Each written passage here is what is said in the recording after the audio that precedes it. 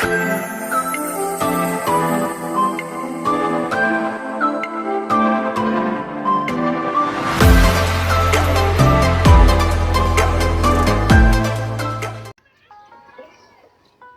আলাইকুম, আশা করি সবাই ভালো আছেন, সুস্থ আছেন।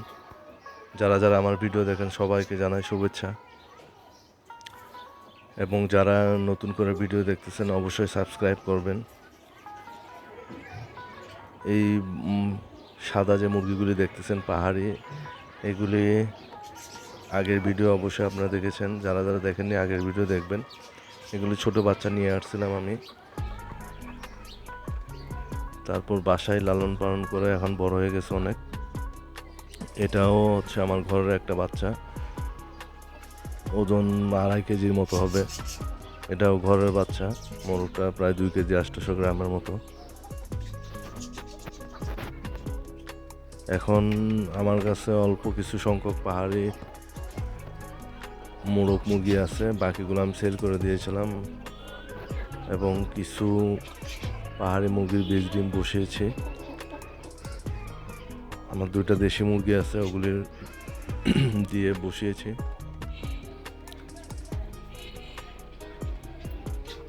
গতকাল কিছু বাচ্চা ফুটছে, আপনাদের দেখানোর চেষ্টা করব।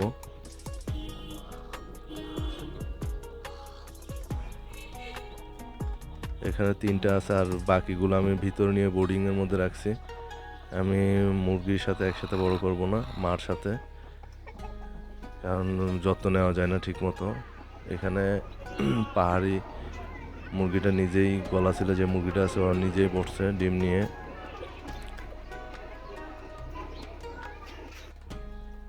তো অনেকদিন আপনাদের ভিডিওটা আসলে দেওয়া হয় না ব্যস্ততার কারণে।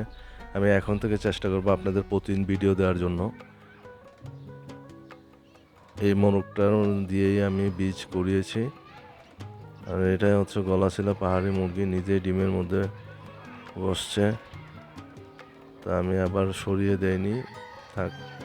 এই প্রথম ওর থেকে ডিম কুচে বসে কিছু বাচ্চা নিব।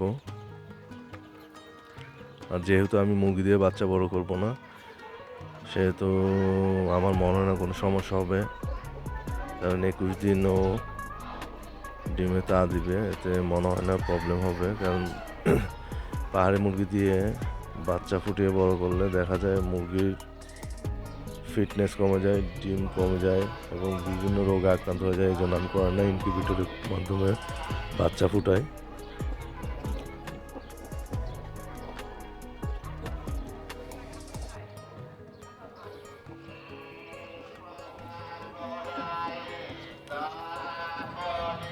যারা যারা পাহাড়ি মুরগি পালতে ইচ্ছুক আমার সাথে যোগাযোগ করতে পারেন। আমার কাছে যদি বাচ্চা থাকে সেল দেওয়ার মতো, আমি অবশ্যই আপনাদেরকে জানাবো।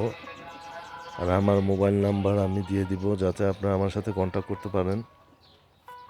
আমাকে অবশ্যই মেসেজ দিবেন, মেসেজে আপনাদেরকে আমি মোবাইল নাম্বারটা দিয়ে দিব, কন্ট্যাক্ট করে দেখবেন। আমার কাছে যদি থাকে আপনাদের কাছে সেল দিব, আমার কাছ থেকে সংগ্রহ করতে পারবেন। আমার কাছে অনেক পাহাড়ি মুরগি ছিল, বাট আমি যেগুলি খুব ভালো ব্রিডার এবং ওজন খুব ভালো ওগুলি রাখছি, বাকিগুলি আমি সেল দিয়ে দিয়েছি। এই যে আমার বোর্ডিংয়ের মধ্যে কিছু বেবিগুলো আছে, বাকিগুলো আমি এখানে নিয়ে আসবো।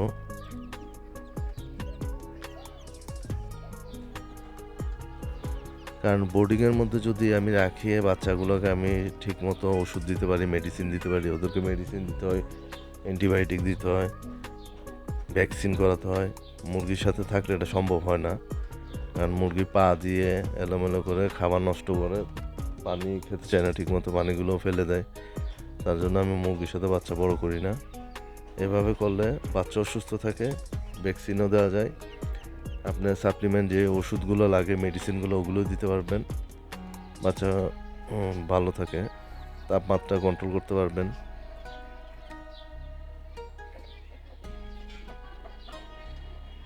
আর প্রতি মাসে যখন আপনি ভ্যাকসিন দিবেন বা অ্যান্টিবায়োটিক খাওয়াবেন বা সাপ্লিমেন্ট যেগুলো ওষুধ দিবেন, মাসের শেষের দিকে আপনি এই লিভার টনিকটা অবশ্যই দিবেন। লিভার টনিক দেওয়ার পরে মুরগি উজ্জ্বলতা বাড়ে এবং রোগ প্রতিরোধ ক্ষমতা বাড়ে। তো আশা করি ভালো থাকবেন, সুস্থ থাকবেন। ভিডিওটি ভালো লাগলে অবশ্যই লাইক সাপোর্ট করবেন। আসসালামু আলাইকুম।